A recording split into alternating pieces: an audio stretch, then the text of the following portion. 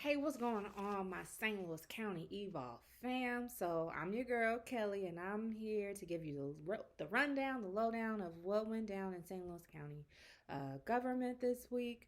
Because, as you know, my job is to attend the meeting, so you don't have to. So, here's what went down this week. So, just attending one meeting, the St. Louis County Council meeting on Tuesday evening. And there were some things that happened. So, first and foremost, there were some communications filed um, with council members Days, Fitch, Harder, and Webb seeking outside counsel to represent them in this lawsuit regarding the ongoing saga around St. Louis County Council leadership. So, yeah, that was filed. Um, Also, though, Chairwoman Days, she requested preparation for legislation around the Crown Act. So, for folks that aren't aware, the Crown Act is it's a national movement really looking to make sure that black people are not black and brown folks that we are not discriminated against with employment as well as housing opportunities because of the natural texture of our hair. So again, it's a national movement. Legislation has been passed, not only just nationally but when we're looking at statewide and regionally. So legislation's been passed recently, I believe, in Kansas City. Legislation has been introduced in the city of St. Louis, and legislation has been introduced at the state level in Jefferson City too. So again, this is really continuing to work on this movement with regards to the Crown Act. So that happened. And then also, County Executive Sam Page, he provides a report every week during the county council meetings. And something that he mentioned was the hiring of a new director of health promotion, Damon Broadus, who worked for the American Heart Association. And I know essentially there's been a lot going on with St. Louis County residents being able to pre-register for their COVID-19 vaccination.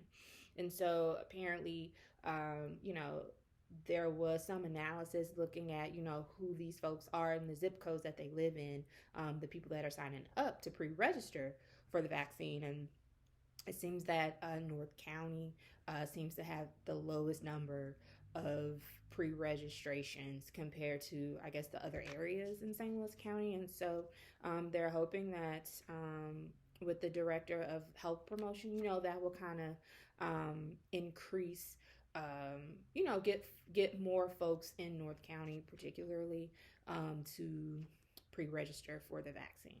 So that was mentioned. Also, Councilwoman Clancy, she moved to expedite final passage of legislation that would allow allocation of federal funding to support housing stability and services for St. Louis County residents experiencing hardship due to the COVID-19 pandemic. And in order for this to be kind of sped up, all county council members would have to vote in favor of this.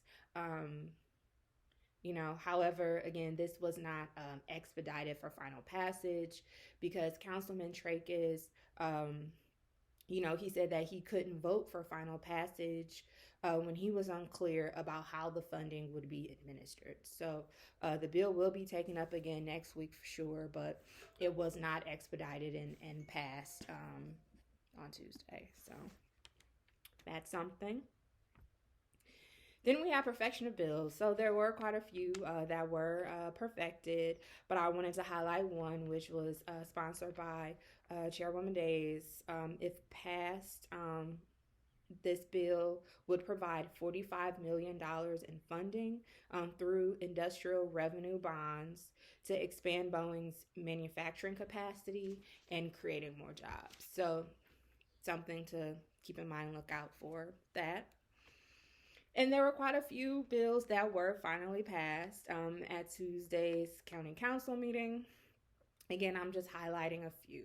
So there were several bills passed that will allocate around $650,000 in funding to support programming for youth and families involved in family court, as well as domestic violence victims. So that's something to note.